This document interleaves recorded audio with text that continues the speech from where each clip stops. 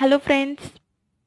चला तर आपण काय बघतोय, प्रिलिम्सचा आपला 2019चा पेपर पॉलिटीसाठी बघतोय आपण. आणि लास्ट लेक्चरमध्ये आपण 5 क्वेश्चन्स त्याचे ऑलरेडी कंप्लीट केलेले आहेत. नेक्स्ट 5 क्वेश्चन्स आज आपण कंप्लीट करणार आहोत.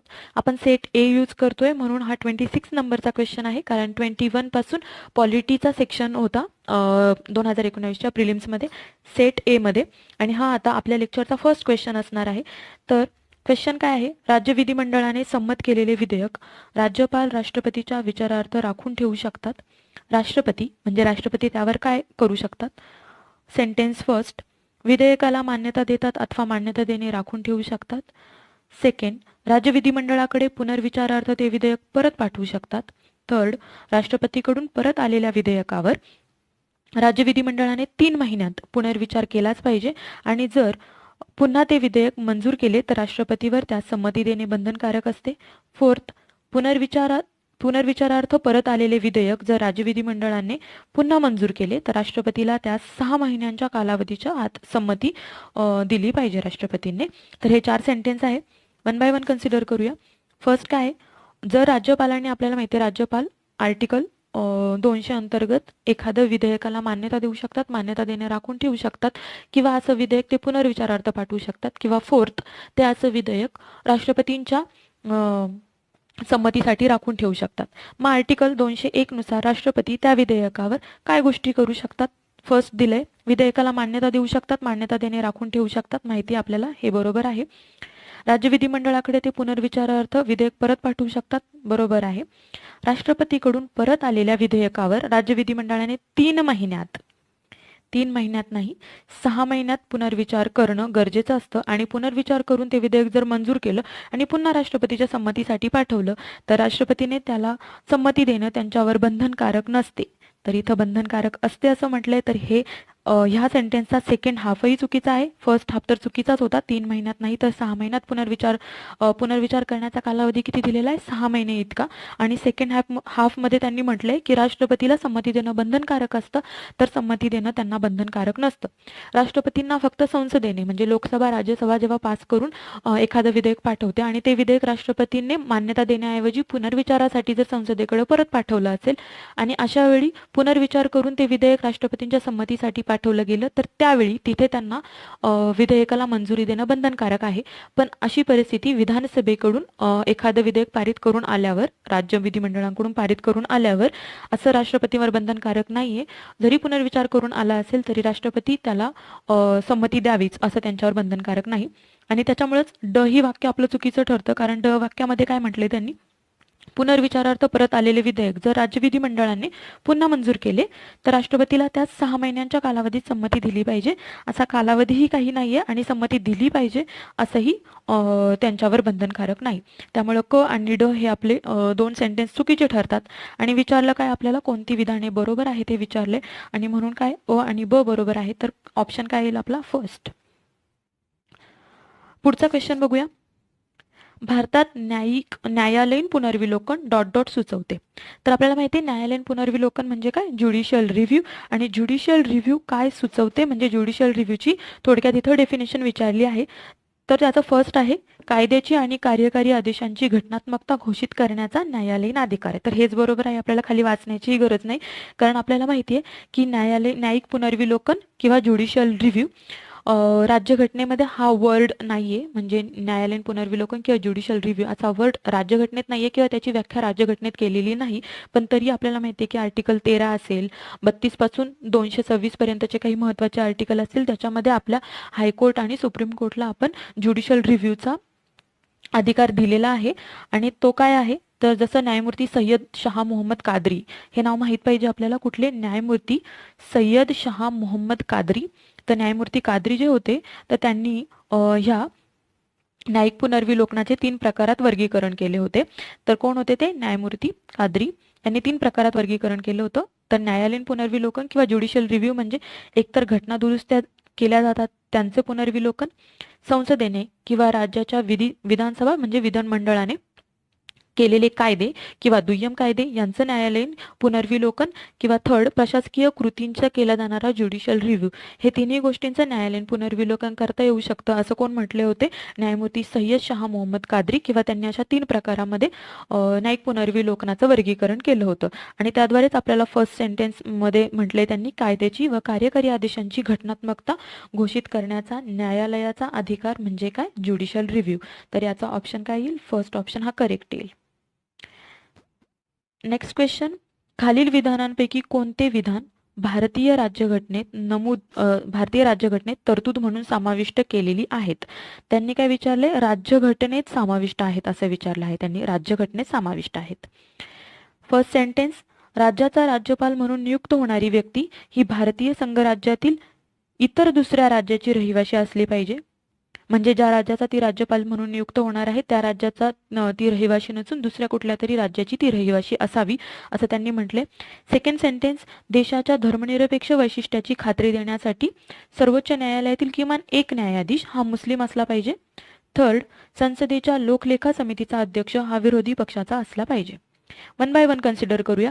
फर्स्ट सेंटेन्स, राज्याचा राज्यपाल म्हणून नियुक्त होणारी व्यक्ती ही भारतीय संघराज्यातील इतर दुसऱ्या राज्यांची रहिवासी पाहिजे. तर असं कुठेही आपल्या राज्यघटनेत म्हटलेलं नाही किंवा राज्यघटनेत अशी तरतूद नाहीये. ही तरतूद एक संकेत म्हणून पाळला जातो, तो नॉर्म झाला आहे त्यानुसार तो पाळला जातो, पण अशी राज्यघटनेत कुठेही म्हटलेलं नाहीये.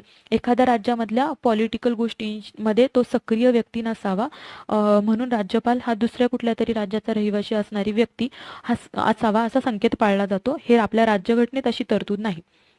ब म्हटले, देशाच्या धर्मनिरपेक्ष वैशिष्ट्याची खात्री देण्यासाठी सर्वोच्च न्यायालयात किमान एक न्यायाधीश मुस्लिम असला पाहिजे. असं कुठल्याही प्रकारचं रिझर्वेशन सर्वोच्च न्यायालयाच्या न्यायाधीशपदी नाही. थर्ड काय म्हटलंय त्यांनी? संसदेच्या लोकलेखा समितीचा अध्यक्ष हा विरोधी पक्षाचा असला पाहिजे. हे आपल्याला बऱ्याचदा वाटतं की लोक अंदाज समितीचे अध्यक्ष हे पक्षाचे असतात आणि लेखा समितीचे अध्यक्ष विरोधी पक्षाचे असतात, पण असं राज्यघटनेत म्हटलेलं नाही. हाही एक संकेत म्हणूनच पाळला जातो. तर जे लोकलेखा समितीचे अध्यक्ष असतात तो विरोधी पक्षाचा अध्यक्ष असला पाहिजे असं कधीपासून संकेत पाळला जातो? तर 1967 पासून असा पाळला जातो. आपल्याला माहिती आहे 1967 पासून म्हणजे इंदिरा गांधींचा काळ सुरू झाला तेव्हापासून विरोधी पक्षाच्या सदस्याला लोकलेखा समितीच्या अध्यक्ष म्हणून निवड केली जायची. आणि फर्स्ट कोण ठरलं होतं असे अध्यक्ष जे विरोधी पक्षाचे सदस्य होते ते होते मीनू मसानी. हे फर्स्ट विरोधी पक्ष सदस्य होते जो लोकलेखा समितीचे अध्यक्ष झाले होते. तर त्यामुळे ह्या तिन्ही वाक्य काय आपल्या राज्यघटनेतल्या तरतुदी नाहीत, तर हे एक संकेत म्हणून पाळल्या जातात. त्यामुळे आपलं थर्ड ऑप्शन करेक्ट येईल की वरीलपैकी एकही राज्यघटनेतील तरतूद नाही.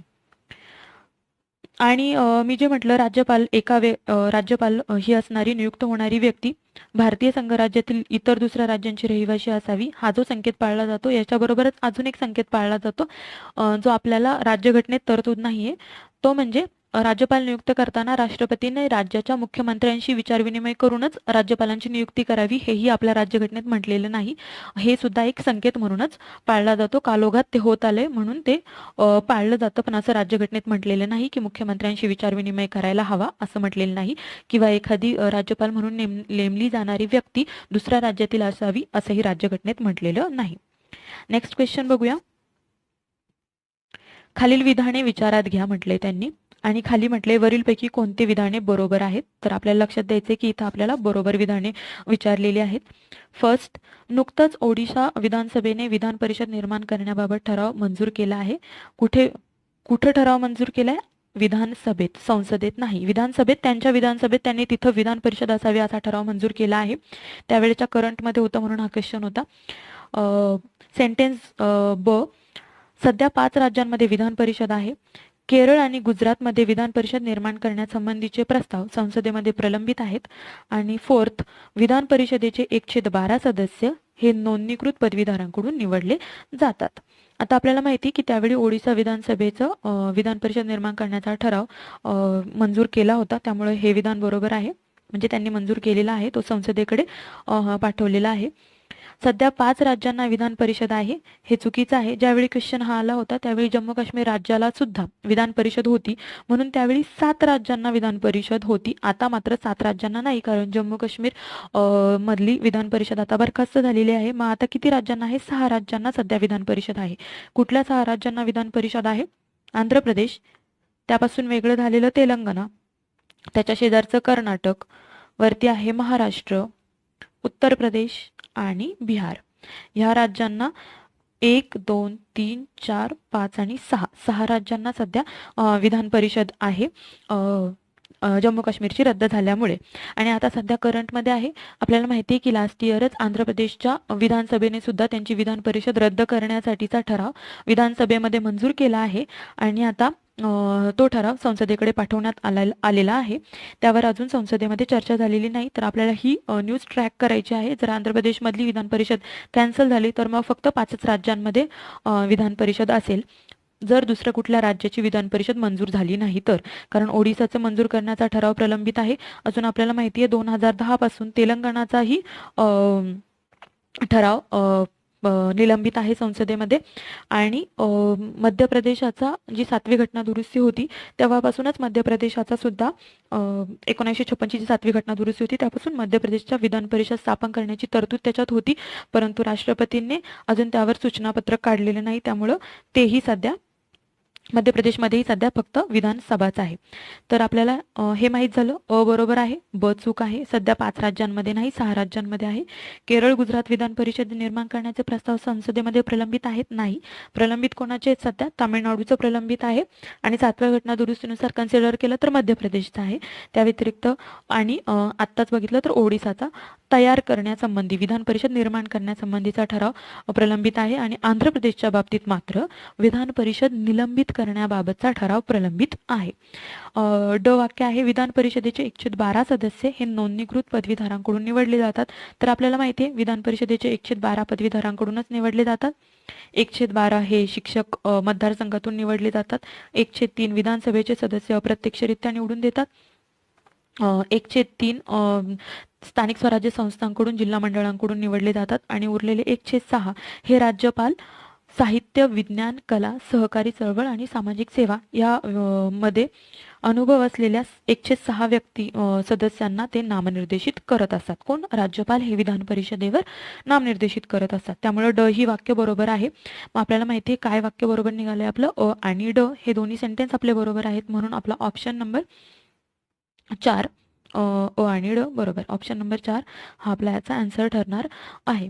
तर आपण इथं विधान परिषदेबद्दलची जरा माहिती घेणं गरजेचं आहे. आपल्याला माहिती आहे की विधान परिषदेमध्ये किती आपल्या त्या राज्याच्या विधानसभेमध्ये जेवढी काही सदस्य संख्या असेल, बघा मी काय म्हणते, एखाद्या राज्याच्या विधानसभेमध्ये जेवढी काही सदस्य संख्या असेल त्याच्या 1/3 पेक्षा जास्त सदस्य संख्या ही विधान परिषदेत नसावी आणि 40 पेक्षा कमीही नसावी.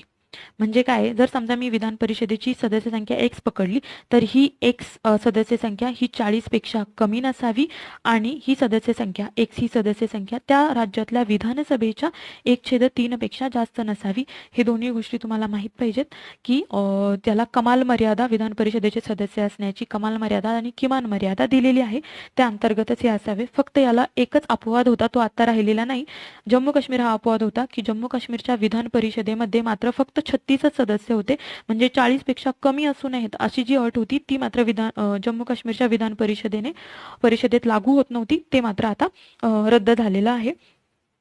आणि हे माहीत पाहिजे की विधान परिषद जेव्हा निर्माण करायची असते तेव्हा त्या राज्याच्या विधानसभेमध्ये विशेष बहुमताने तो ठराव पारित होणं गरजेचं आहे. म्हणजे आता आपण हा जो आकडा ऑप्शन नंबर ए बघितला होता किंवा सेंटेन्स ए बघितलं होतं ज्याच्यामध्ये म्हटलंय की ओडिसाच्या विधानसभेने विधान परिषद निर्माण करण्याचा ठराव मंजूर केलाय. मग ह्या ओडिसाच्या विधानसभेने कितीने तो ठराव मंजूर केला असेल? तर विशेष बहुमताने तो ठराव मंजूर केला असेल. आणि हाच ठराव आता जेव्हा संसदेत जाईल तर संसदेला फक्त साध्या बहुमताने तो ठराव पारित करावा लागेल. अशा तऱ्हेने ओडिसामध्ये विधान परिषद निर्माण करता येऊ शकते. तर ह्याही गोष्टी आपल्याला विधान परिषदेबद्दल माहीत असायला हव्यात. नेक्स्ट क्वेश्चन आहे 30 नंबरचा, म्हणजे आजचा आपला 5वा क्वेश्चन आणि लास्ट क्वेश्चन. तर खाली त्यांनी दिले खालीलपैकी कोणती विधाने चुकीची आहेत? तर आपल्याला चुकीची रॉंग विधाने ओळखायची आहेत. सेंटेन्स फर्स्ट, लोकसभेत अविश्वास ठराव कोणत्या कारणावर आधारित आहे हे स्पष्ट करावे लागते. सेकंड, लोकसभेत अविश्वास ठराव दाखल करून घेण्यासंबंधीची पद्धती ही लोकसभेच्या नियम 198 मध्ये सांगितली आहे. थर्ड, अविश्वास ठराव एकदा दाखल झाल्यावर तो दाखल करण्यास मंजुरी मिळाल्यापासून 10 दिवसाच्या आतच चर्चेस तो घेतला गेला पाहिजे. आणि फोर्थ, इटलीमध्ये सरकारला संसदेच्या दोन्ही सभागृहांच्या पाठिंब्याची गरज असते. तर वन बाय वन कन्सिडर करूया. काय विचारलंय त्यांनी? लोकसभेमध्ये अविश्वास ठराव कोणत्या कारणावर आधारित आहे हे स्पष्ट करावे लागते. तर आपल्याला माहिती आहे की हे चूक आहे. जेव्हा कुठलीही पार्टी एखाद्या सत्तेत असलेल्या पक्षाच्या विरुद्ध अविश्वास ठराव आणत असेल तर अशा वेळी तो अविश्वास ठराव का आणतो आहोत याचं कारण देण्याची त्यांना गरज नसते. जर दुसऱ्या विरोधी पक्षाला असं वाटत असेल की अविश्वास मत घेण्यासाठी किंवा तेवढी सदस्य संख्या सत्तेत असलेल्या पक्षाकडे नाही तर ते अविश्वास ठराव आणू शकतात आणि यासाठी कारण देण्याची गरज नसते. त्यामुळे हे विधानच चुकीचं आहे. नेक्स्ट, तसं जर आपण बघितलं तर अविधान चुकीचं आहे म्हणजे आपण बाकीचे सगळेच कॅन्सल करू शकतो. फक्त आपलं ऑप्शन 1 आणि ऑप्शन 4च राहतो की ज्याच्यामध्ये हे विधान चुकीचं आहे कारण आपल्याला चुकीचे ओळखायला सांगितले. मग तसंही आपलं ब आणि क ऑटोमॅटिकली बरोबरच होऊन जातं. पण तरी आपण एकदा बघूया. लोकसभेमध्ये अविश्वास ठराव दाखल करून घेण्यासंबंधीची पद्धत लोकसभेच्या नियम 198 मध्ये दिलेली आहे. हे बरोबर आहे आणि जरी माहीत नसलं तरी तसंही आपल्याला ब आणि क बरोबरच आहे हे माहिती आहे. क मध्ये अविश्वास ठराव एकदा दाखल झाल्यावर तो दाखल करण्यास मंजुरी मिळाल्यापासून 10 दिवसाच्या आत तो चर्चेत घेतला गेला पाहिजे. तर हेही बरोबर आहे. तर हे जरी माहीत नसलं आपल्याला तरी माहिती मी म्हटलं ब आणि क हे बरोबर आहेत कारण ही जी काही प्रक्रिया आहे अविश्वास ठरावाची ही प्रक्रिया लोकसभेचा जो नियम आहे 198 त्या अंतर्गत दिलेली आहे. आपल्या राज्यघटनेमध्ये एवढ्या थरली ही डिस्कस केलेली नाही. राज्यघटनेमध्ये फक्त अविश्वास ठराव विरोधी पक्ष आणू शकतो असं म्हटलंय. पण त्याच्याबद्दलची जी प्रोसिजर आहे ती लोकसभेचा नियम 198 मध्ये दिलेली आहे की असा अविश्वास ठराव विरोधी पक्षातला एखादा सदस्य मांडू शकतो आणि असा अविश्वास ठराव मांडल्यावर त्याला 50 सदस्यांची सहमती असावी लागते. आणि अशा वेळी जो चर्चेस तो अविश्वासाचा ठराव घेतला जाईल त्यावेळी अविश्वासाचा ठराव मांडणारा तो जो विरोधी पक्षाचा सदस्य असतो त्यांनी सदनाची तो मांडण्यासाठी सदनाची परमिशन घेणं गरजेचं असतं. या प्रकारच्या काही तरतुदी आहेत ज्या नियम 198 मध्ये मांडलेल्या आहेत आणि त्यातच असं म्हटले की असा ठराव मांडल्यापासून 10 दिवसाच्या आत तो चर्चेसाठी घेतला गेला पाहिजे.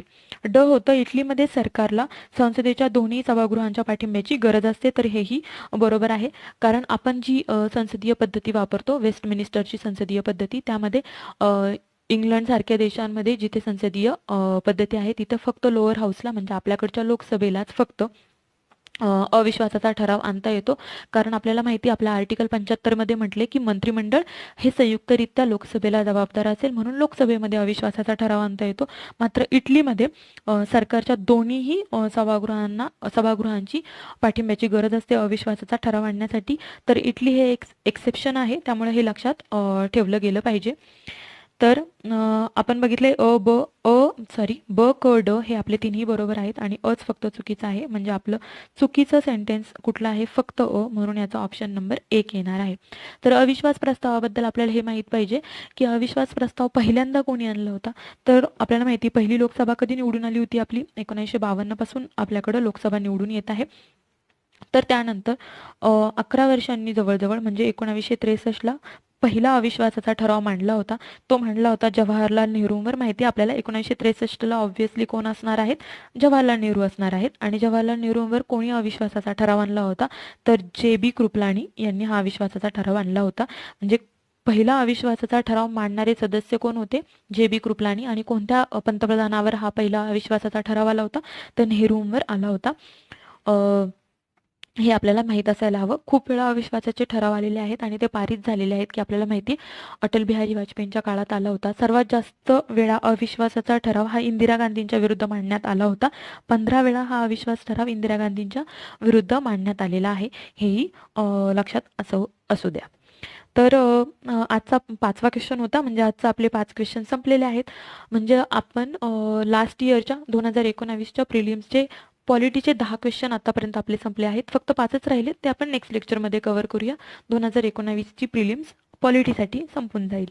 तर भेटूया नंतर. Bye bye.